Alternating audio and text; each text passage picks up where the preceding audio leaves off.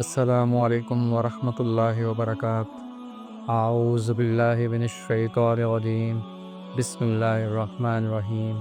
رب اشرح لی صدری ویسر لی امری واحلل عقدۃ من لسانی یفقہوا قولی رب زدنی علما۔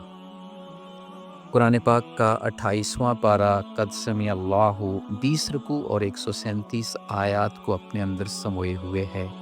پارے میں موجود 9 صورتوں میں اللہ رب العزت بہت سارے سماجی، معاشی، انفرادی اور اجتماعی معاملات میں خبردار کر رہے ہیں۔ یوں اس پارے کے مضامین کو ڈیوائن وارننگز یعنی ربانی تنبیہات کی صورت سمجھا جا سکتا ہے۔ پارے کے 7 اسباق ہمیں علم و حکمت کی روشنی فراہم کر رہے ہیں۔ پہلا سنہرا سبق یہ مل گیا کہ کسی مجلس میں دوسروں کو جگہ دینے سے رب ہمارے لیے فراخی کا سامان پیدا کرتا ہے۔ اگر کسی مجلس سے اٹھ جانے کا حکم ہو تو فوری عمل کیا جائے۔ یوں اہل علم کے درجات دنیا اور آخرت دونوں جگہوں میں بلند فرمائے جاتے ہیں۔ پارے کا دوسرا خوبصورت سبق یہ نصیحت کر رہا ہے کہ اللہ اور اس کے رسول کی اطاعت دنیا اور آخرت کی کامیابی ہے۔ رسول اللہ صلی اللہ علیہ وآلہ وسلم جو کچھ بھی دیں لے لیں، اور جس سے منع فرمائیں اس کام سے رک جائیں۔ اس ربانی تنبیہ سے یہ واضح ہو گیا کہ حدیث سے انکار در حقیقت قرآن کی نفی کے زمرے میں آتا ہے۔ تیسرا گولڈن لیسن قرآن کی عظمت سے متعلق ہے۔ واضح ہو گیا کہ اگر یہ قرآن پہاڑ پر نازل ہوتا تو وہ خوف الہی سے دب جاتا۔ یوں قرآن سے محبت رکھنے کی وحشت منافقین کے ذہنوں میں اللہ کے خوف سے زیادہ ہوتی ہے۔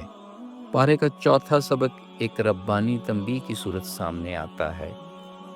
ہم وہ بات ہرگز نہیں کرنی چاہیے جس پر ہم خود عمل نہیں کرتے۔ ایسا کرنا رب کی ناراضگی کا باعث بنتا ہے۔ غلطی سرزد ہونے کے بعد توبہ کا دروازہ کھلا رہتا ہے، بس شرمندگی کا اظہار کرنا ہوتا ہے۔ پانچواں نہایت ہی خوبصورت سبق اس راز سے پردہ ہٹا رہا ہے کہ اللہ جو رزق عنایت فرماتے ہیں اس میں سے صدقہ و خیرات کرنا بہت بڑی نیکی ہے۔ اللہ کو قرض حسنہ دینے سے مال میں اضافہ ہوتا ہے اور گناہ بھی معاف کر دیے جاتے ہیں۔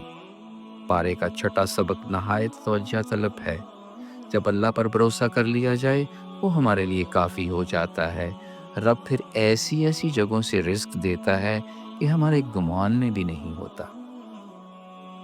ساتویں سبق میں رب کی ایک بہت بڑی شان کی طرف توجہ دلائی جا رہی ہے کہ وہ تنگی کے بعد آسانی پیدا کرتا ہے۔ کسی بھی شخص کو اس کی طاقت سے زیادہ تکلیف نہیں دیتا۔ وہ ہمارا مجادلہ سنتا ہے اور خوبصورت انداز میں جواب بھی دیتا ہے۔ ان ربانی تنبیہات کے 7 اسباق کو سامنے رکھ کر ہم اللہ جل شانہ کے حضور دعا کرتے ہیں کہ ہمارے لیے فراخی کا سامان پیدا فرما دے، قرآن کے حکمت اور رسول اللہ صلی اللہ علیہ وسلم کی اطاعت ہمارے سینوں میں بیدار کر دے۔